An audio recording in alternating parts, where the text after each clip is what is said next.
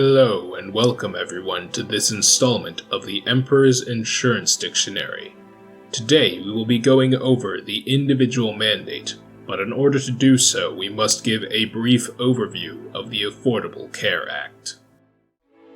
What most people know as the Affordable Care Act is actually a combination of two bills: the Patient Protection and Affordable Care Act and Healthcare and Education Reconciliation Act. Often these two are collectively shortened to the Affordable Care Act, the PPACA or ACA, or Obamacare, as they were signed into law by President Obama on March 23, 2010. The stated intentions of the Affordable Care Act were to expand access to insurance coverage, increase consumer protections, emphasize prevention and wellness, improve quality and system performance, expand the health workforce, and curb rising healthcare costs. The Affordable Care Act made many changes.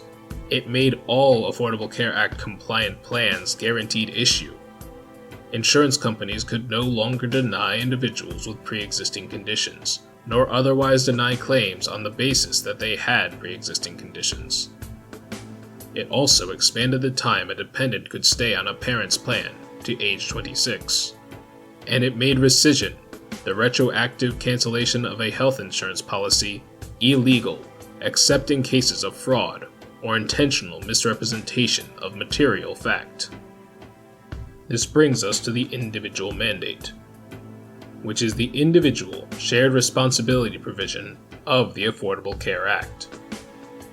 According to this provision, individuals who did not have an ACA-compliant plan were subject to pay the greater of 2.5% of the taxpayer household income, or $695 per adult, and $347.50 per child, which is defined as any dependent under the age of 18.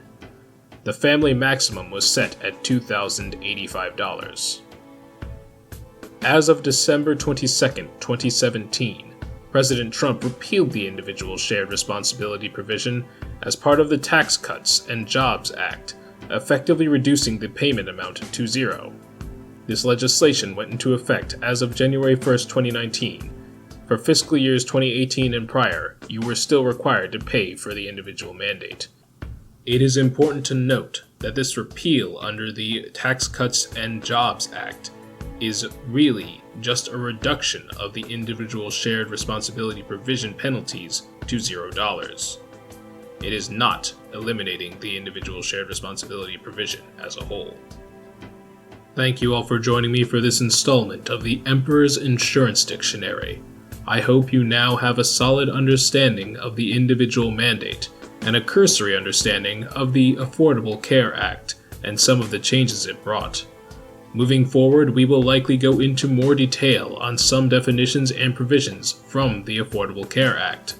Leave a like if you learned something, and share this video with anyone you think could benefit from the knowledge. Comment below on any specific definitions or provisions you would like addressed and added to the dictionary. I will continue to add to this dictionary weekly, and see you all next time to help you secure and conquer.